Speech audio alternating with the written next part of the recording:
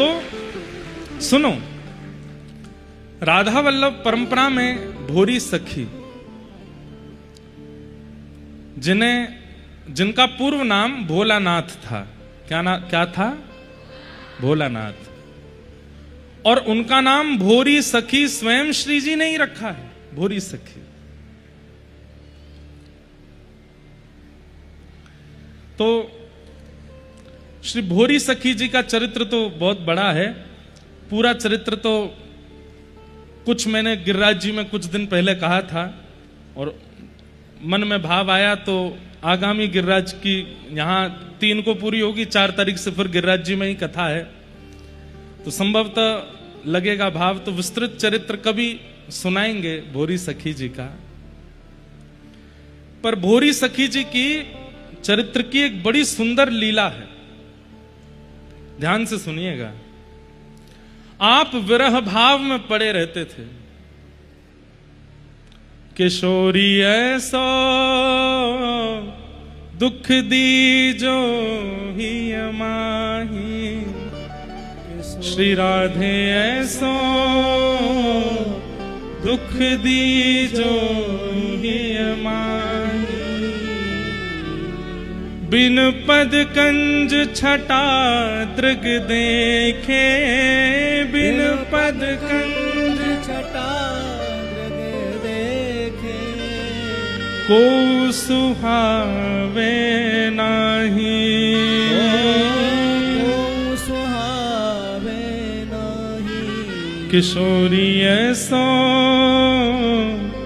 दुख दीजो ही माही, किशोरी ऐसो, बहुत ध्यान से सुनो, दुख दीजो ही माही। तो जब भोलानाथ जी भोरी सखी बन गए वृंदावन आकर के, तो आप श्री यमुना जी के तट पर बैठे रहते थे और वहीं बैठे बैठे हे किशोरी जी, हे श्यामाजू, हे श्री राधा, हे प्राणेश्वरी, हे सर्वेश्वरी, ऐसा कहकर के आप विलाप करते थे। और विलाप क्रंदन इतना उच्च स्वर में होता था। भोरी सखी ज्यादा पुरानी नहीं, 80 वर्ष हुए होंगे ज्यादा से ज्यादा, 80-90 वर्ष पहले ही हमारे वृंदावन में भोरी सखी हुई। भोलानाथ जी, आपका जन्म तो मध्य प्रदेश का था पर वृंदावन आ गए। मैं एक बात कहता हूं बंधुओं, तन से वृंदावन में रहने वाला ब्रजवासी नहीं है, जिसके मन में ब्रज रहता हो वो ब्रजवासी है। कई लोग तन से वृंदावन में रहते हैं पर ऐसा अनुभव नहीं कर पाते। लेकिन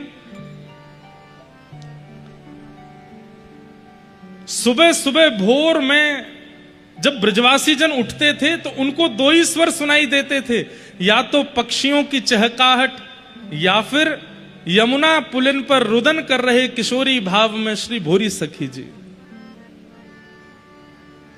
हे राधा, हे करुणामयी, हे सर्वेश्वरी, हे प्राणेश्वरी, ऐसा कहकर के आप विलाप करते थे। लोग बाग सोचते कोई पागल है, ऐसे ही रो है। लेकिन हमारी किशोरी जी के कानों में वो स्वर जब जाता तो किशोरी जी ललिता जी से पूछती, हे ललिता, ये कौन इतनी विरह वेदना में रोता है? ये कौन ऐसी करुण पुकार में रोकर के मुझे बुला रहा है? अच्छा, एक बात तो पक्की है बंधुओं, ठाकुर जी भले ही नखरे करते हो सुनवे में, किशोरी जी जरूर सुनती हैं। एक व्यक्ति, उसकी पत्नी का नाम राधिका, पत्नी पधार गई।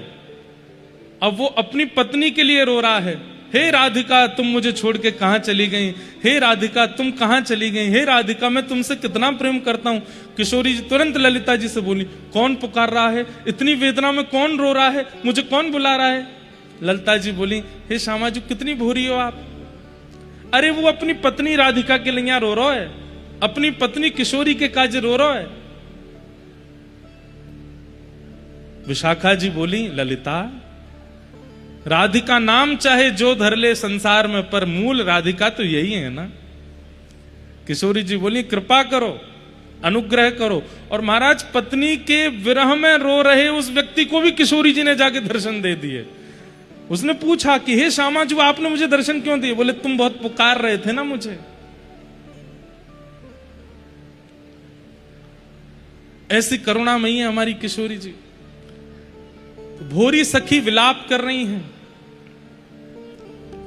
आज किशोरी जी से सहा नहीं गया और श्री राधा वल्लभ जी की सेवा के लिए जैसे ही गोस्वामी जी पहुंचे, तुरंत श्री जी ने गुसाई जी को आज्ञा की, बोले आज हमारे राजभोग को थाल आप लेकर के जमुना जी जाओ और जमुना जी में मेरे विरह में रुदन कर रहे हो एक मेरो परम रसिक है, परम रसिक सखी है, वाको नाम है भोरी सखी, वाकू जाकर के मेरे राजभोग को थाल पधराए दियो।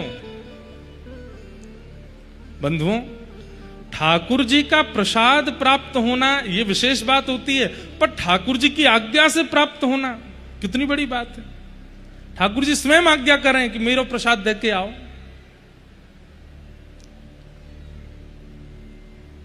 गोसाई जी तुरंत थाल लेकर के गए और महाराज संग में 2-4 सेवक लेके गए। ऐसो कौन है वृंदावन में जाके लिए श्री जी आज्ञा कर रही हैं कि मेरी राजभोग की थाल लेके जाओ।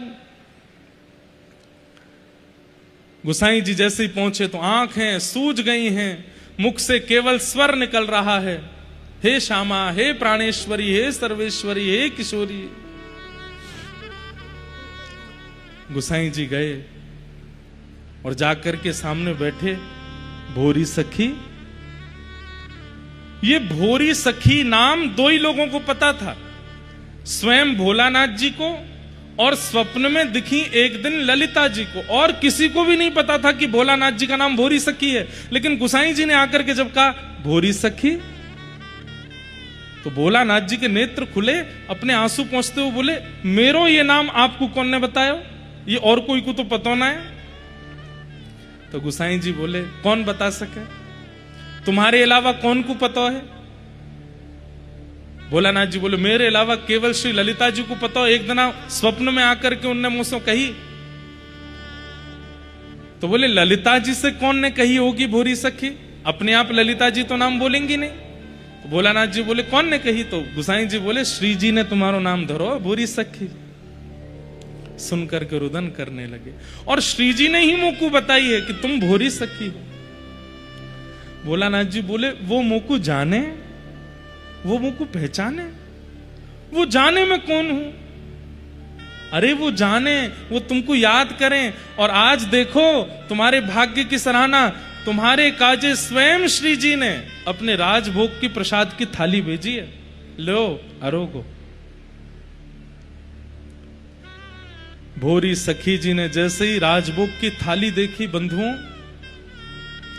मैं और आप होते तो हम तो मचल जाते, झूम उठते, हो सकता है आनंद में आकर के बेहोश भी हो जाते। लेकिन भोरी सखी राजभोग का थाल देख करके, प्रसाद का थाल देख करके मुंह फेर करके बैठ गई और कहने लगी, हे श्यामाजू, ये रोटी खवा करके और ये अपने प्रसाद को मुंह को पवा करके आप मुंह को कहां करना चाह रही हो, कहां ते बहलाना चाह रही हो? मेरी कहा इच्छा है ये आपको पता नहीं है? 10 दिन तो मैंने भोजन नहीं किए, जलपान नहीं किया, या को मतलब आपने मुंह को भूखो प्यासो समझो, मेरे काजी राजभोग की थाली भेज दी। और भोरी सखी ये कहकर के रोने लगी कि आपको मेरी पेट की चिंता हुई, मेरे हृदय की चिंता नहीं हुई। मेरे पेट को भूख लगी होगी, हमारे आपने प्रसादी भेज दी, पर मेरे हृदय, मेरे नेत्र आपको देखना चाहे, इनकी चिंता आपको अनुभव नहीं हुई। और ये कहकर के भोरी सखी रोने लगी कि आपको मेरे हृदय की चिंता क्यों नहीं हुई, ये भोग क्यों भेजा मेरे लिए, आप स्वयं क्यों नहीं आ गई मेरे सामने? क्या मेरा विलाप, क्या मेरा विरह, क्या मेरा आपको पुकारना अभी भी कम पड़ गया? लोग कहते जाते हैं कि इतना विरह हमने कभी नहीं देखा, इतना विरह हमने कभी नहीं सुना।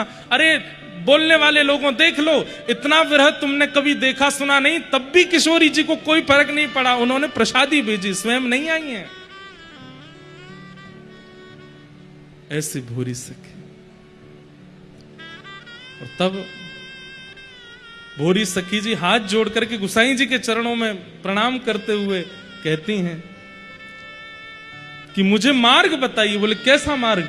बोले जिससे मैं और प्रिय हो जाऊं किशोरी जी के, उन्हें मैं और प्रिय लगूं। वो अगली बार मेरे लिए प्रसाद ना भेजें, मेरे लिए माला ना भेजें, मेरे लिए अपनी चुनरी ना भेजें, स्वयं चल करके आ जाएं। ऐसा कोई उपाय बताओ।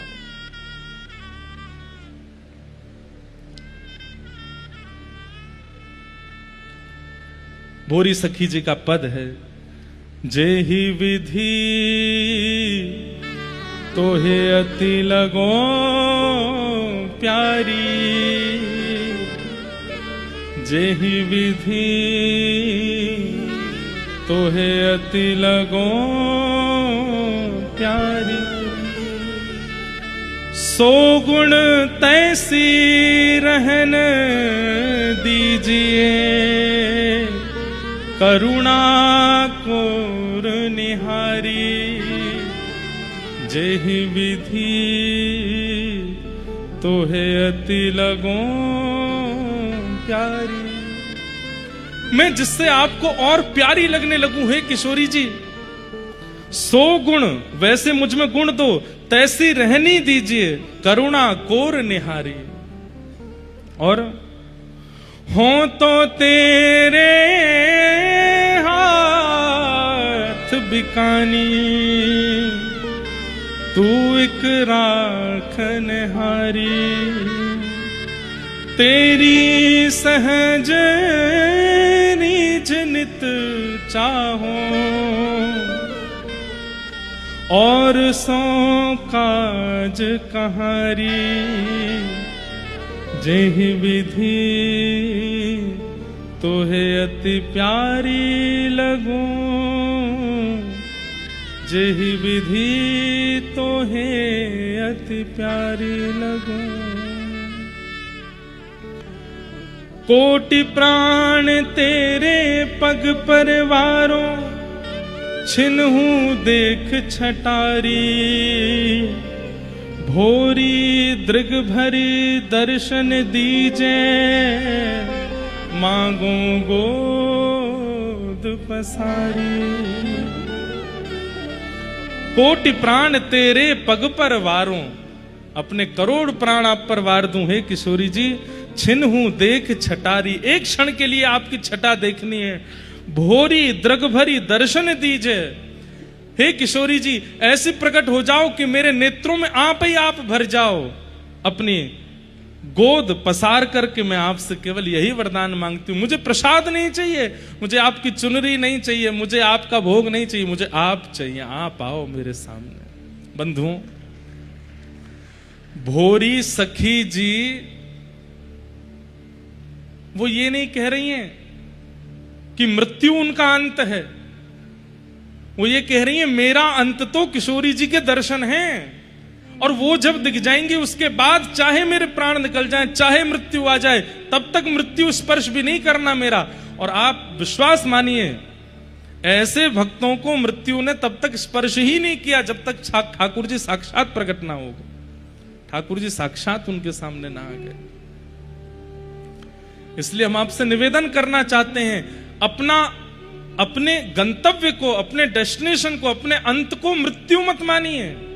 किशोरी जी के चरणारविंद मेरे तो आधार, प्यारी लाल के चरणारविंद मेरे तो आधार, प्यारे लाल के चरणार, श्री जी के चरणारविंद, प्यारे के चरणारविंद, श्री जी के चरणारविंद, प्यारे के चरणारविंद मेरे तो आधार, श्री जी के चरणारविंद मेरे तो आधार, श्री जी के चरणारविंद।